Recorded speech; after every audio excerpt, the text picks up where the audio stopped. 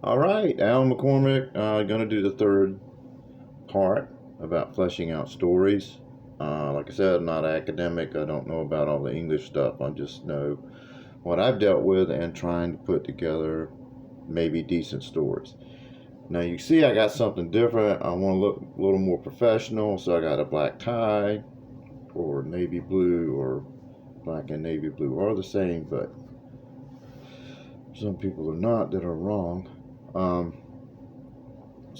and I'm trying. Do you see this right here? This, this isn't an alien. In the first two videos, I didn't cover up. So when I looked at them, this appeared to be some type of alien that has made a home in my throat. I mean, it's still bad now. I don't know what to do. I might have to get a dickie, and if I'm gonna get a dickie, I want a big dickie to put on here and to fix this. You know what I'm saying? I might, and that's, okay, well, let's go with the tie. Isn't this nice? Look at this combination. This is nice. I mean, I don't know why other people aren't doing it. It just looks good to me. Okay, so I will, so as not to have that as an absolute distraction, the turkey neck. I call it turtleneck, but you ever see the turtles stretch out? That's the neck. It's just anyway, I am old, but okay, so this is better, and I'm going to try to help you with. I need to keep my chin down. Just okay. I'll hold this like a microphone, maybe like that. Okay, like that. All right. If I pin it up, I can go. It looks like a dickie. Okay. Well, all right. Anyway, not crap. All right. I'm not. Here's what's gonna happen. I'm really not a person that's vain. You can see in my other videos the crazy looks I make. I just don't want it to be a distraction because it's like a big third eye in the middle of my neck. I mean, I could paint it. This thing is huge. It's just, if it had a mouth, it could talk. I don't know what happened. I wasn't like this as a baby. Okay, get back on subject. You want to, in your story, have your characters to be absolutely real. Now remember, one eye's darker than the other. Remember that you're writing stories for yourself. And what I mean by that is that you are a human being. You're writing stories for other human beings to read. There aren't any aliens going to come down and read your stories and try to figure out what's going on. I don't think we could figure out theirs because we don't know if blue is green to them or orange is purple, up is down, left is right, nothing. That's why I don't think we reverse engineered anything from an alien species. And quite honestly, I don't believe, unless they're from another dimension that overlaps ours that we can't see, which is a story I'm writing right now. I don't believe there are any aliens from any other planet that's ever been here, considering how hard it is for us to live on this world. I think it's all a bunch of crap that we made up on our own because everything revolves around us. Now, like I said, you are writing stories for human beings. So what you do is in your brain, you start making up conversations with people. And not, you start with one. And you have a conversation with them, and you go through, and then you get a conversation between yourself and two more make-believes, 3 or 4 make-believes, 4 or 5 make-believes, and you set those up and you try to make it for yourself a real conversation in your mind that you can put words to and make it real on paper. And then that way, the characters, when they converse, when you are showing and not telling, showing means I'm showing you what's going on with this. I'm just not telling you what's going on. You can see I'm showing you. Okay, so let your character show things and not just tell how they feel. It gives a real connection. When I first started, I didn't understand that. It just blew my mind. I'm like, what in the world is the difference between showing and telling? There's a huge difference. Sometimes you can show too much, especially in my age. You don't want to see this, but you can show too much. So what you want to do is you want to have a good balance between showing and telling the story. Show emotions, body language, all that stuff within the character and what they're doing as you tell the story. And if you need to put a little lead up to it so that the reader knows where you are, you don't just jump into the middle of something. You'll go, and this is what happened because of this, and then you bring the characters in and they have their dialogue. Okay, so you want to flesh it out to where someone in their mind sees a real scene like you would in any movie, in any TV show. You see it in your brain. If you have that capacity, if you're not blank, and you can see things and enjoy stories. And it's like my grandson said, he had little pictures in his mind when he went to sleep. Well, that was his way to describe a dream, was little pictures. Okay, he was making little pictures in his head. Well, we make little pictures in our head while we're awake. It's called daydreaming. For someone like us that writes, it's called life. It's just what we do. We're crazy. We'll sit around by ourselves in a room somewhere, or people around us, and we'll just start laughing, and people going, oh, there's a nut right there. But they don't realize what we just made up. It's hilarious. Okay, we're having a good time. My grandmother was like that. So I might have gotten a lot of this genetic disposition, if it's true, from her, to where I just really love to make up stories. All right, next thing you need to do after you build on these conversations is this. You need to go out in public and you see how other people do things. Other cultures would do things different than the American culture. Their hand movements, their body language, everything. If you start to really notice those subtleties and get in there and say, okay, these people from what I think are from the nation of India are different by the way they carry themselves, and they are, because that's their stuff, that's their culture. Then you can apply that to any character that you have that represents them. So watch the Bollywood movies, watch the other stuff, get into the European stuff, get into black, get into everybody's culture as much as you possibly can, and broaden your view on it so that whenever you have a character, you bring that out in a way that the character seems to be real.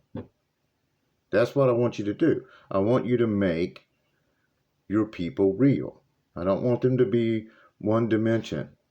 Sue walked into the room. Why? What happened? How was she feeling? Was her little toe hurt? Did she have a boo-boo on her knee? I mean, just everything in the world is going. How did she just lose someone that she loved and is absolutely miserable but not showing it? What's going on with Sue? There's a lot happening with Sue, who just walked into the room. You got 2 or 3 pages of Sue walked into the room. What was she wearing? Did she limp? Sue walked into the room with a limp because a snake bit her before she walked into the room, and she was run over by a rhinoceros, and now she's walking into the room. There's a lot happening with Sue. Sue's busy. She is. I feel bad for Sue. Sue, she's a good girl. She's a good girl, and you have to love her for what she stands for.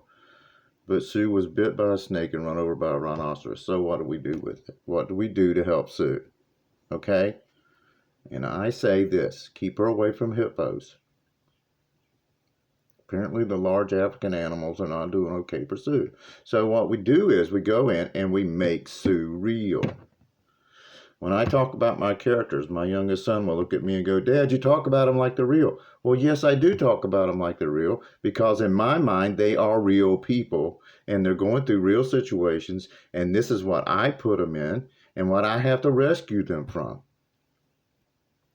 The real. Every character that I've made and all the books I've written are real to me because I created them and I put them in these situations and I handled it the way I thought it should be done. Other people would do it different because we're all unique as writers. We're not all the same. So what one sees like someone else wouldn't see, someone else would add to it. You know, I watch all these blockbuster movies that I hate because of what they did to the movies in general. Used to, if we had Old Yeller, that was a great movie. Now we got to have Old Yeller coming from Mars and decimating the American or the world and everything that there is and all of that and blowing up multi-universes and killing everything. And Old Yeller is just, it's just a out of the, just an insane Old Yeller. We don't need Old Yeller to be like that all the time. They messed it up. They really did go too far. I think that if these people who put all this together told the truth, they would go, man, yay for us, but we ruined it for everybody else. Because it's really hard to watch a lesser movie that has real acting in it, where they're trying to flesh out a character and make that person the way that, you know, they want them to be within the film. Same way with writing books. You got to come up with a way to blow up everything. So don't get trapped in that whenever you're fleshing out. Just have your story. Don't worry about all this other stupendous chapter after chapter garbage that they've done. Just have your story. You don't have the backing or the money or anything to do what they did. Just tell your stuff. Don't let that intimidate you. That's what I do. I tell my stuff. And I could care less. You know, let these guys go. If they want to ruin everything else by another super series that continues on forever, you remember in the movie Back to the Future where they had Rocky 23 or whatever it was? Well, that's all we're going to have now is whatever these new things are, version 100. And then everything else will take a back seat and you can't have what we would call a normal cinema experience anymore, which is very sad. It really is. I wish they had never made them. From my point of view, it was a mistake, but the mistake is made and they just need to let it die. That's me. But they are entertaining. So, go see other people and realize you don't have to match that. You can learn how other people move, how they think, how they function, and everything. Now, me, there's a whole society, and I'm going to give you the eye. There's a whole society there. Look at that eye. Yes. There's a whole society that is built up of something called females.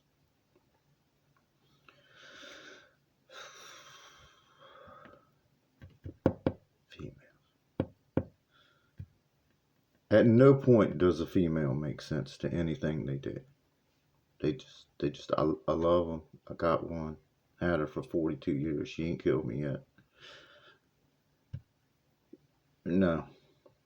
She don't make sense. She don't make sense. Either she's doing stuff to make me look foolish because I look like I'm stupid and can't get anything done, or she's coming up with some crazy mess. But I finally figured out that the reason women are the way they are is they have levels.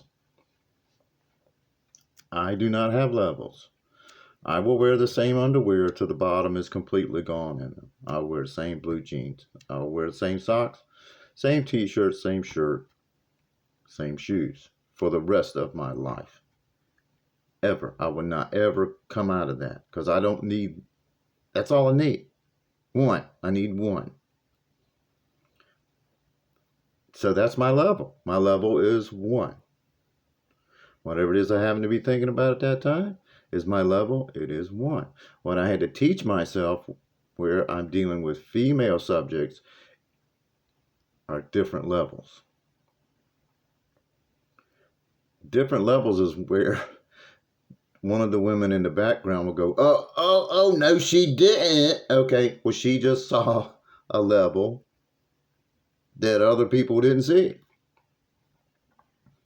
Because a woman can walk into a room and say hello, and it will mean 10 different things.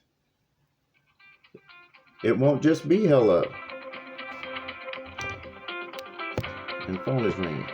It won't be just hello. It'll be 10 different things that they're involved with, that they see that's going on, that men don't see. We just see someone walked in the room. She's good looking or she isn't. That's it. That's our level. We got that. But the women have got to 8 or 9, 10 levels. So you got to figure out those levels when you're fleshing out a female character. You cannot make her one-dimensional like we are. She has got to be complicated.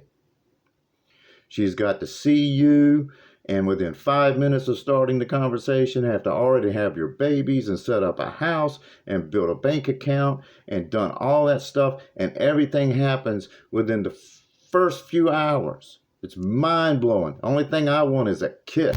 That is it. Give me the kiss. I'm fine. Knows I'm in there. I'm headed in the right direction. But oh no, not them. It's just amazing. So when you're fleshing out characters, you have to look at what type they are. Okay? Children are multi-leveled.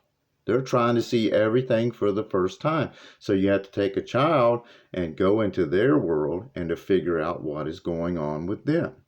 They're not like a mature male that has one place.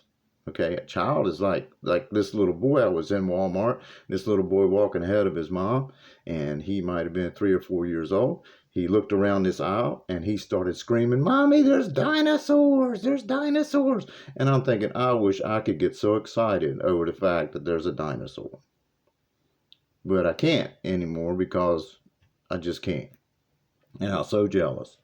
I just would love to get excited over, "Mommy, there's a dinosaur." But look at the levels that he had and walking through there and trying to find something that he really wanted. And in his mind, he really wanted to see those dinosaurs, and he found them. I mean, it was like the greatest thing that had ever happened to him on the face of the planet. So you have to, when you're fleshing out, I know this is a long video, but when you're fleshing out your characters, take everything in and put it in its proper box and say, okay, male is this, female is this, kids are going to be this, and then shape all of that around the world that you're setting them in. You're building the setting, you're setting them in it. And one of my books, the main character is a dwarf Hispanic woman that is awesome. And I put her in an environment where she had to be awesome. And she was. She rose to the challenge. It didn't slow her down for a moment. Okay? I got another character who is a really older lady, partial dementia, that likes to sit around with one breast hanging out just because she can get attention. It doesn't mean anybody wants to see her.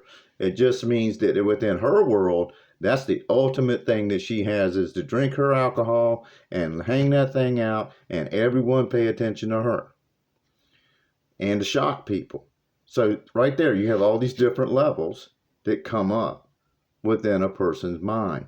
So to make a character, might have to go over this more later, but to make a character 3-dimensional, you have to do 3-dimensional. You can't just do flat. So please, be observant, make all this stuff up in your mind, work through it, spend some quiet time together, try not to go to sleep while you're doing. That's what I made up a whole new story today, beginning, middle, and end. Took me an hour and a half just sitting in the chair, working out in my mind. I came up to the computer, wrote down 2 pages of what I want covered at the start. And then I can go from there and build on it and make a really good story, in my opinion. It may not be to anyone else, but in my opinion, I can make that story. And then I can work on, okay, how are these beings going to be, because they're not all human. So I go like that. And, okay, if you're going to have aliens, you have to make aliens more or less humans, because if you do not, we won't be able to grasp it. We won't know what's going on. So you have to tie, like me, I do sci-fi and I do other things. So whenever you make an alien that's going to talk and be involved in all that, it has to tie into what a human being would want, along with what the because if you do it that way, there's an understanding there of this is the next step. Now in my stories, I hide a main character that you have to really look for. That was actually at the beginning. I'll give you a hint. They're at the beginning of the story and they're at the end of the story, but they're actually the character that holds it all together. And you have to find them. You have to go through and look at it and go, okay, who was actually the main character in this story, not just the ones who were brought out at the beginning, as the leaders. I like to do that because it gives me another layer that I have to work with to say, okay, how do I make this person function within the story, not lose them, and just carry them in the background. And at the end, they step up. You know what I mean? And it's like, wow, where did they come from? But it's really, writing is so much fun. You can have a great time. I want you to do that, but understand this, and I'll try to put it all in one little basket. Okay, you ready? Everything, no matter what you write, when you talk about a sentient being that is talking, emotions and all things, it has to relate to being a human being, to what we understand. Okay? You can't make it crazy. You got to look at it and say, okay, a person like me is going to be reading it with some connection in the same world that I'm growing up in. They have to understand what is coming next, or they'll lose their ability to follow the story. That's why it is so very important to make your characters three-dimensional. And I know you can. It'll take practice. It'll take study. It'll take some effort. It's not something you're just going to walk into and it's just going to happen. You have got to be involved with a lot of things. And that's why they talk about experience is the best teacher. And this, it really is the best teacher. Okay, so flesh out your characters, different levels. Find out how people think and reason. What's going on with them, different cultures. Don't shut anybody or anything down. Don't be afraid. Get out there. Broaden everything you've got in your mind. It's not going to hurt you. You're not going to change. You'll still be the same person. You'll just have more information. All right? So I enjoyed this one more than any of the rest. I don't have the turkey neck yelling at you, and hopefully it'll be better. Okay? Thank you. Bye.